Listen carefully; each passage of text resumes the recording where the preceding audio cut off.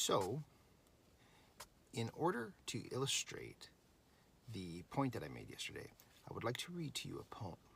And I would like you to listen to the poem and tell me if you can guess who wrote it. Okay? Just to help illustrate the point I made yesterday. Tell me what you think. I often go on bitter nights to WOTAN's oak, on the quiet glade, with dark powers to weave a union. The runic letters the moon makes with its magic spell, and all who are full of impotence during the day are made small by the magic formula. They draw shining steel, but instead of going into combat, they solidify into stalagmates. So the false ones part from the real ones. I reach into a nest of words and then give the good and the just with my formula, blessings and prosperity. Who wrote that? You probably guessed it. Hitler wrote that. It's very interesting. That's a poem that I think the reason why historians and Hollywood and so many are infatuated with Hitler is because of the mystery that he represents. Of course, the brutality and the shock captures people's imagination, but the intrigue of what he was is the real question that captures people's mind. And anyway, I read to you this poem just to illustrate my point yesterday, that Hitler does indeed represent the rising of WOTAN. However, there is something yesterday that I should have said, but in a sense I'm kind of glad I didn't say it. This idea of Hitler as repressed Odin, WOTAN, is not my idea. It's not my original. It first was articulated by Carl Jung. And I'll probably provide some links under this video that you can go and read some very fascinating quotes that I think illustrate the point that I'm getting at. However, and this is a big difference. This is a big distinguishing point, which I think going forward in terms of looking at history and looking at ourselves is going to be seen as a vital one. Carl Jung was very helpful in indeed recognizing Hitler as a sort of mythological hero type of sorts, particularly a medicine man, a mystical medicine man. In one quote, he said that Hitler's body does not actually suggest a lot of strength, but he's more like in the sense of a warrior in a sense, but he's like a seer, a mythological seer. That was Jung's perception of him based on pictures that he saw. And I think there's a lot of truth in that. However, and this goes to the point that I was making yesterday in yesterday's video. What does when Germans now look back, particularly Germans in Germany now, globalists, people involved in things like the Christian Socialist Party, Angela Merkel's party, etc. When these type of people look back at Hitler and the Nazis, what is their conclusion? Well, it's actually implied already in the name of the party over there in Germany, which is Christian Socialist, right? What does that imply? It implies it's basically a let's never be Nazis ever again, right? That's basically what it means.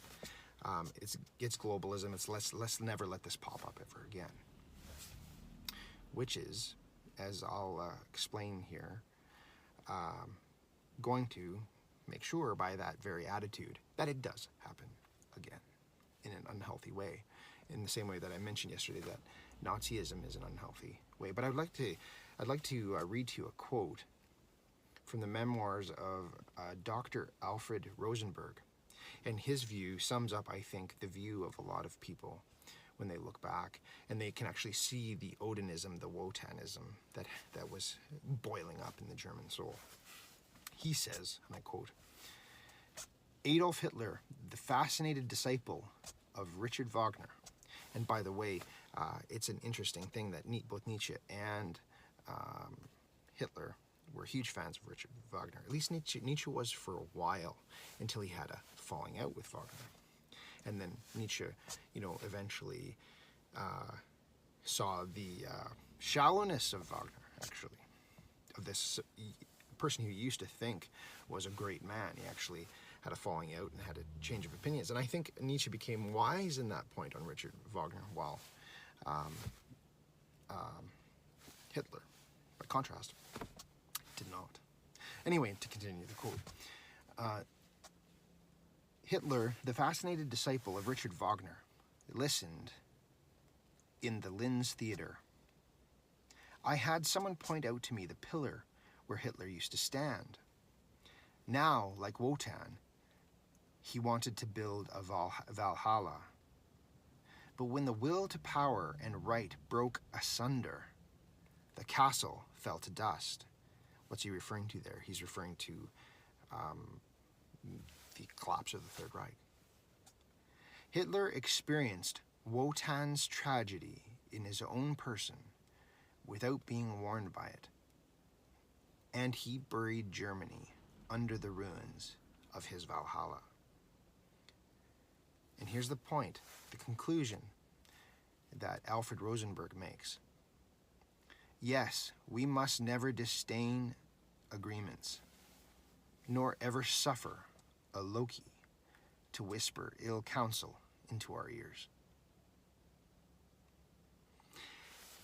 In essence, he's saying we must never let this happen again. This rising of WOTAN, of the spirit of Odin. We must never let this rise again. However,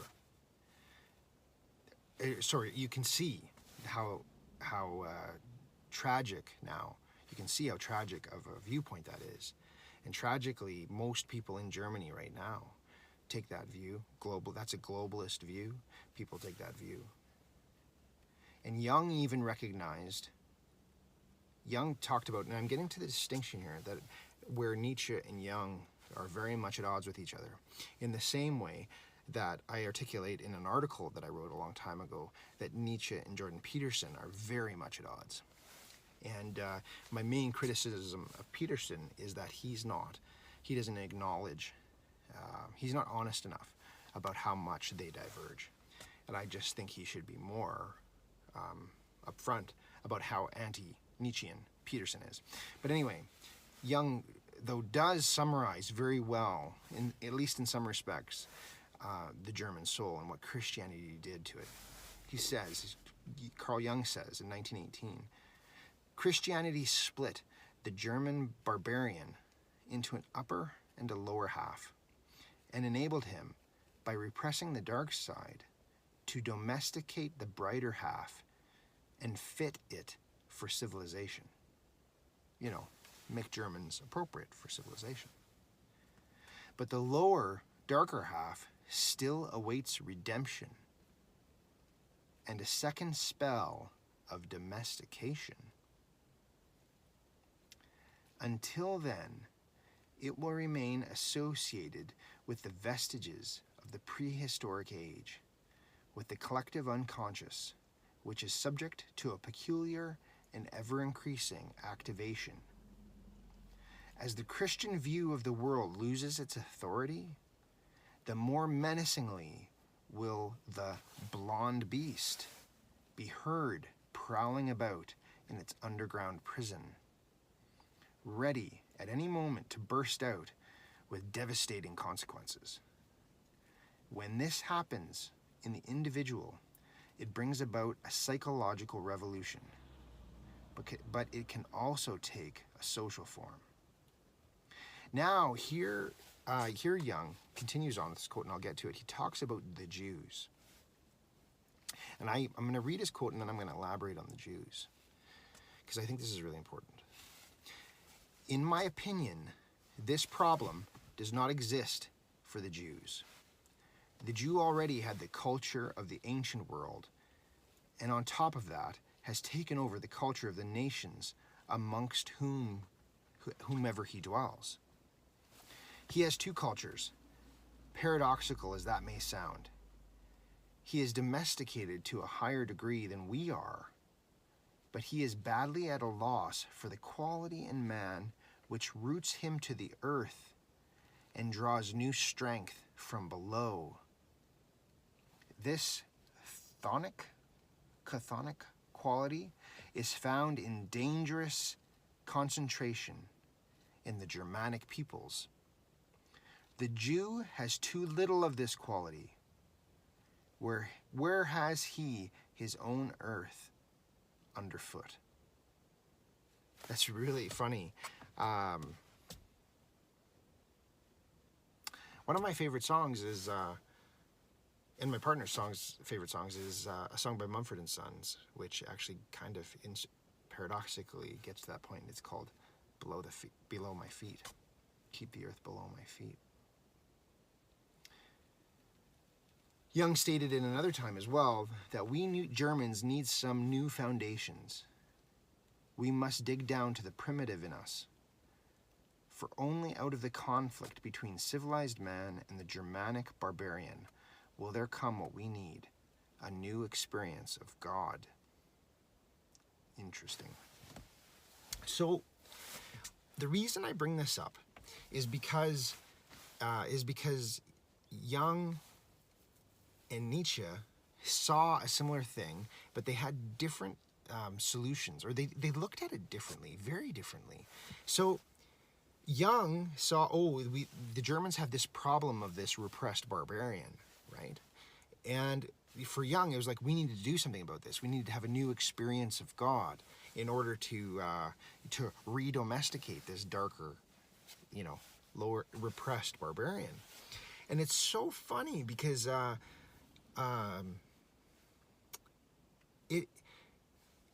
Jung was heavily influenced by Nietzsche. But at the end of the day, Jung really turned his back on Nietzsche in that regard. Because Nietzsche's conclusion was the opposite, which was that we Germans will pay dearly for having been Christians for 2,000 years. And Nietzsche even said at another point, and I might attach the quote, but anyway, I'll butcher the quote, but he said to the effect of, Germans have a chance here to become truly a non-Christian nation, to go back to what they were. But what I think is my unique contribution to this historical study, and I think it is a vital one, and I think Germans need to take it to heart, and I think humans need to take it to heart, because really we all are affected by this problem to some degree or another. When people look back in time, and I remember too, a lot of the Anglo-Saxons in North America or whatever, when they looked over at what was happening in Germany with Hitler, they thought to themselves, oh my God, the Germans are abandoning Christianity and going back to WOTAN. And in a sense, they were kind of right. But the problem is that they were only kind of right. And that's the real problem here with Jung, is that he's only kind of right. And Nietzsche gets more to the heart of the matter, which is what I said in the video yesterday. What ultimately caused the Holocaust? What actually caused it? What caused it was not the rising of Odin and WOTAN. That's not what caused it. So people think, oh, WOTAN rose again, so therefore he caused the Holocaust. It's like no. Nietzsche saw what the German soul was working towards ultimately, but it's that the German soul was unsuccessful in it that caused the Holocaust. That left the Germans themselves resentful, needing to scapegoat in the most absurd way, because of course it's stupid beyond belief to be anti-Semitic and not be anti-Christian. Like it's just unbelievably absurd. And it's amazing the gymnastics you see when they try to do that, and when you try to be a Christian anti-Semite, it's like you hate the very thing of which you yourself are the product, right? But for Jung, it was a question of, we've got to find a new way to experience God. For Nietzsche, it was a question of For Nietzsche, or sorry, for Jung, it was more of an issue of we must beware of this barbarian. And like that other quote by that Alfred guy, he's like, beware of the barbarian underneath, beware of the barbarian underneath. And Nietzsche just flips it, and he says, no, no, no, no, no. For the German soul, beware of the aggravants that turn that blonde beast into something really nasty, that turn it into something nasty. It's like the Vikings of old. The Viking spirit, and there's a lot of like metal bands that are trying to emulate that Viking spirit, getting away from the Christian ethos of love your neighbor, but go back to the Viking spirit. And what's a good band? Amon Amarth, if I said that right. They're a good example of a metal band trying to get back to that Viking spirit. But what were the Vikings? The Vikings were dangerous, no doubt, and in our day we would call them terrorists. They'd come through and pillage and rape and kill. But the thing with the Vikings is that this is a fundamental misunderstanding of the barbarian. It's a fundamental misunderstanding. The barbarian is a barbarian in a sense, but the barbarian in the sense, he's a barbarian in the sense that he doesn't repress his rage, his anger, of which we all experience, of which we all inevitably experience. Even in a healthy way, we experience that. We should all experience it to some degree, because the world can be totally confusing and extremely frustrating all the time. Like, it's just, the barbarian gave expression to that anger. And so they would go and do their exploits, and then they would just, chill out for a while. It's like C.S. Lewis said, at least with the robber baron, if you live under a robber baron, you can be confident that at some point his extreme rapaciousness will be satiated. At some point, he'll be satisfied at some point, at least for a while, before he starts being a robber baron again. But C.S. Lewis said, those who torment us for our own good, those who, like socialist communists, those who torment us for our own good will do so without end, for they do so with the approval of their own conscience. And what he means is what was more noble about the Odin spirit, the Viking spirit, a lot of the indigenous spirits, is when they did take over, they didn't wear a pretense of caring about people. And the Nazis shared that as well. However much I'm not a Nazi, I can recognize, and I don't, I have to be careful to say this, I'm not promoting Nazism. But the one thing that is admirable about it is its more relative honesty. Like, it would tell you up front that it doesn't like the Jews, or it doesn't like blah, blah, blah, or that it's going to conquer, While socialism and communism is much more nefarious, because it wants to conquer also, it wants to dominate also, but under the guise of caring about you, which it obviously does not. Anyone who can see, what did Nietzsche say? One has observed life poorly if one does not see the hand that very kindly, in a kindly way, kills. And that's so true. That's really, to me, sums up socialism and communism and modern globalism. And so really what's going on, people think we're being nice and Christian when, the Germans, turn their back on Odinism and embrace socialism or whatever. But they're really just, of course, exchanging one tyranny for another. But the point, going back of what I was saying, is that although it is true the barbarians and all sorts of barbarians could be very barbaric, at bottom they weren't really that. It's a mistake to view them as that. They were so much more than that. It was always a mix to varying degrees depending on the tribe, depending on, so for the Germanic Goths, it would be one thing, for the Vikings another, for the, Mongolians, whatever. It was always there was always some culture in these different barbarians, right? Of course, they eventually get to some extremes, or some cultures would be so barbaric that they would eventually, start, sacrificing their own kids and stuff. Anyway, that, like the Aztecs or the Incas, they would eventually be ripe for their own destruction. They'd be basically calling for their own destruction. So there was like nature did kind of find a balance in terms of barbarianism. It did find a balance. Like when you went too far, eventually that group over there will come, just wipe you out. And the Old Testament actually talks about that.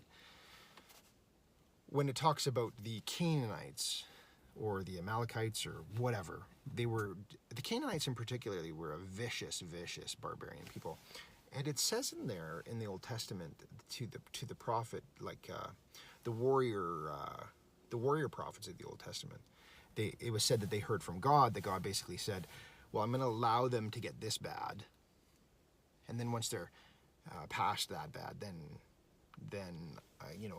I'm going to give you the chosen people, the Jewish people, which at that time was a warrior race as opposed to now, which they are not. The order to go and just wipe them all out, men, women, and children.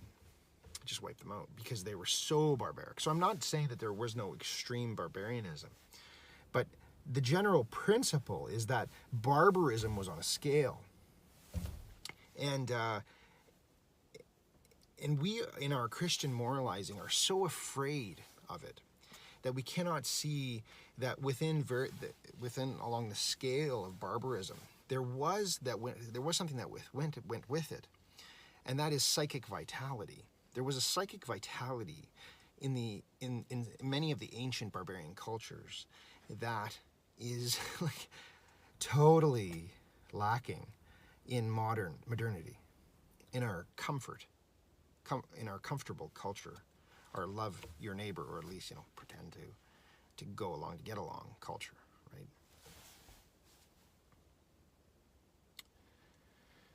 And I think the Germans in particular could feel this. They were missing out on a vitality. And when Hitler appeared, he struck a chord in a way that hadn't happened since like Napoleon or Muhammad or whatever. It wasn't so much about the warrior ethos as much as it was about the psychic vitality that represented. In contrast with, in some people's view, there was one historian who described Christ as the pale Nazarene. The pale Nazarene has conquered. And that's a really interesting point too. It's something I have noticed. In 2018, I went to Italy. I went to Ortona, Italy, near Pescara. The reason I went there is because that's the location that my own grandfather, a Canadian, fought the Nazis and lost his leg. I went to the very place where he lost his leg. And I stayed at a bed and breakfast there, and it was amazing. Like, I have no ill will towards the Canadians or the Germans. It's just, the story is just fucking amazing. I stayed at a bed and breakfast there, and I'd look out the window, and it was just a little alleyway, and I look at the building across the way, and there were still bullet holes in the walls from the street fighting that happened between the Canadians and the Nazis. And as much like I honor my both grandfathers' contribution to the war, God bless them both. I honor them both. But there is something that I've noticed, and that is that what was they called? The Luftwaffe in the German army and in the Third Reich and other.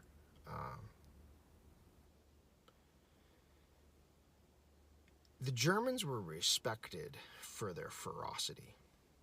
Aside from the fact that there was a time in Ortona at Christmas where some Germans and some Canadians actually got together and they really liked each other. And they're like, why the hell are we fighting? It's just stupid. And I think that a similar thing happened in World War I. The British actually fundamentally liked the Germans and vice versa, which is an interesting thing.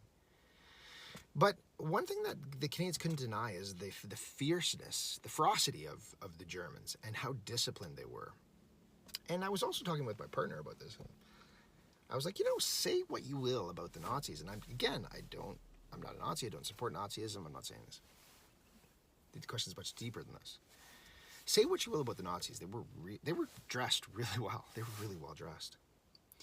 And I say all these things, the discipline, the ferocity, the fighting, the really well-dressed, it to me that is they got a boost from the psychic vitality of the old barbarism, or of the old WOTAN, they got a boost from that, a psychological boost from that their love your neighbor, Martin Luther, Christianity did not provide. In contrast with the Canadians, when I look at a lot of the pictures of the Canadians who fought, I mean, obviously, like I said, I honor, but often I feel like when I put the Canadians or some of the Americans, you know, side by side, maybe particularly the Canadians, but some of them seem just really pale and gaunt in comparison to the German fighters. Now, this may be it's probably an overly simplistic viewpoint, but I think a lot of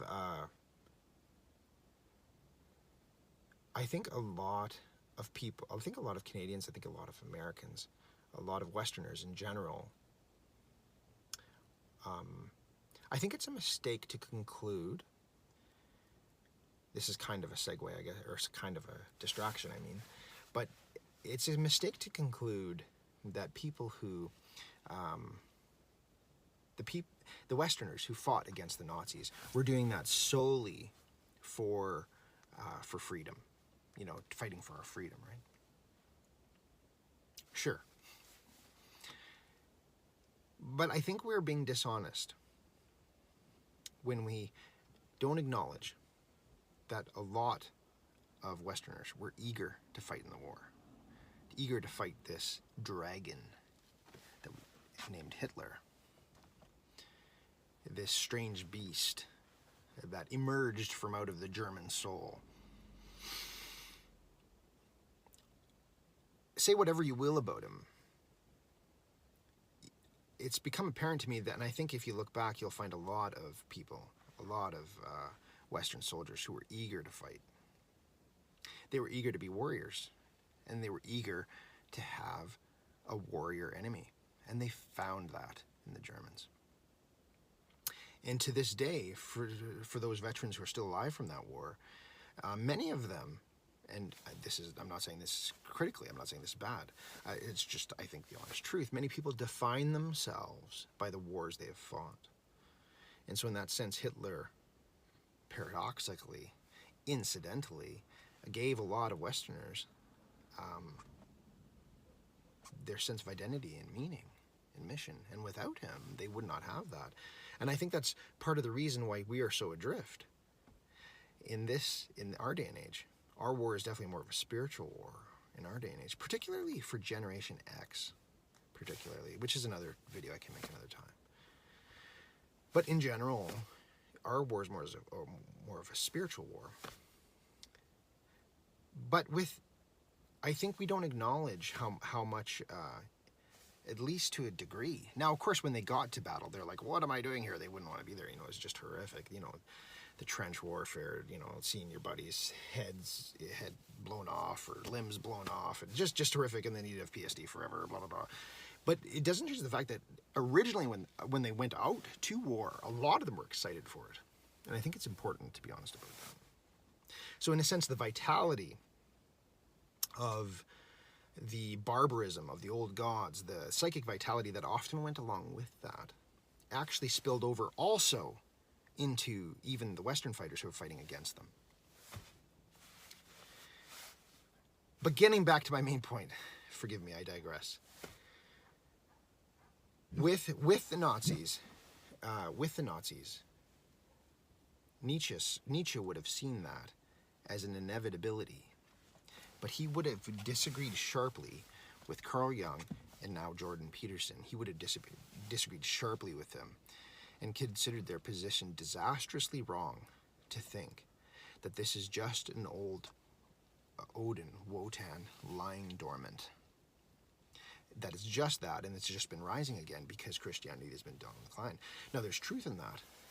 But Nietzsche's point was much more nuanced and much more to the point, which is that 2,000 years of love your neighbor Christianity without the psychic vitality of war and being a warrior, which is ultimately, I'm getting at, the German soul probably longs for more than other races.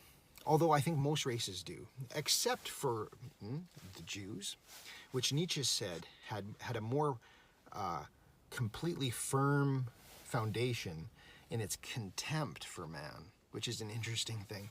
So that's a whole other interesting question. Well, what is a Jew, right? Psychologically, psychophysiologically, what is a Jew?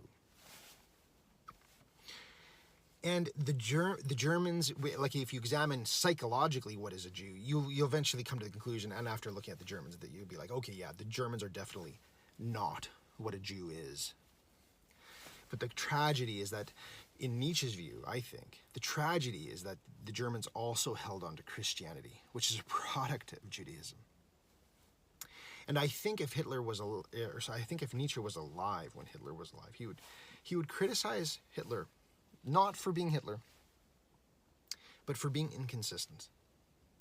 That he would say Hitler, was anti-Semitic. I don't think he would criticize Hitler for being anti-Semitic. He would criticize Hitler for being a hypocrite, for being anti-Semitic, but not being anti-Christian, which is the product of Semitism, of Judaism. And it is that antagonism, that codependence that the German soul held on to, that it couldn't let go of, which I think in Nietzsche's view, if he saw the Holocaust and could have looked back on it, he would have seen that codependence as the cause of the envy and the scapegoating, which caused the particular vicious and systematic nature of the Holocaust. When a normal warrior Viking race or whatever, like an Odin race or whatever, wouldn't do something so vicious, so systematic, and so it wouldn't normally do that. And so you can hear my point, which is that for Carl Jung, he could not see how the light side, the good side, the good and the just, he couldn't see how that was actually feeding the beast and turning the beast underneath, the long 1,000-year repressed beast, into something particularly viciously nasty that would not have attained that level of viciousness and nastiness if not for that terrible war inside the Germans, the codependence, the inability to get rid of the Christian ethos, which is indeed a child of the Jewish ethos. Again, just to be clear, I'm actually not in this video being critical of Christianity. Like I mentioned, I think for Anglo-Saxons in particular, Christianity has been a lot more appropriate, although still problematic. It's very complicated. But for the Germans, it's a different story. It's much, much worse. And it is not either Christianity, like I said before, or Odinism that created the Holocaust. It's the tension between the two that created in the German soul a very pathological, unhealthy, resentful anti-Semitism, desperate to scapegoat. So it looked to scapegoat to the Jew, while it could not see the Jew in itself, that is, its Christianity. And Nietzsche was much more honest, and that's why he wrote the book, The Antichrist. It wasn't a treatise against the, trying to say that the theology of, or the miracles of the Bible was bullshit. He didn't care about that. It was about values, and that's what the Antichrist is about.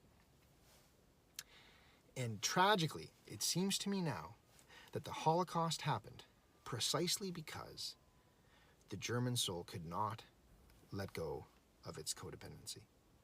And that's why the Holocaust happened, and it would not have happened without it. Now, regardless of whether people argue whether it was actually 6 million or 2 million, but from my perspective, when one considers this argument, one realizes, it doesn't fucking matter.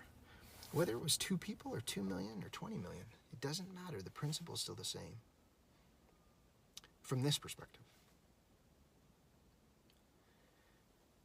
that the German soul needs to come to terms with not just what it is from a Odin WOTAN perspective. It doesn't just need, it's this huge mistake to just condemn the Odin part that rose up without reconsidering the good part, which ultimately was a massive aggravant that helped create the Holocaust. Anyway, I hope I've made sense in this video, but I was pretty excited last night when that distinction occurred to me between Carl Jung and Nietzsche. And my encouragement to people would be to follow Nietzsche's line of thinking, that in that sense, Carl Jung's assessment, although he's right to assess the German soul, or assess Hitler as a WOTAN, his conclusion about what caused the excesses of the expression of WOTAN is, in my view, catastrophically wrong. Thanks.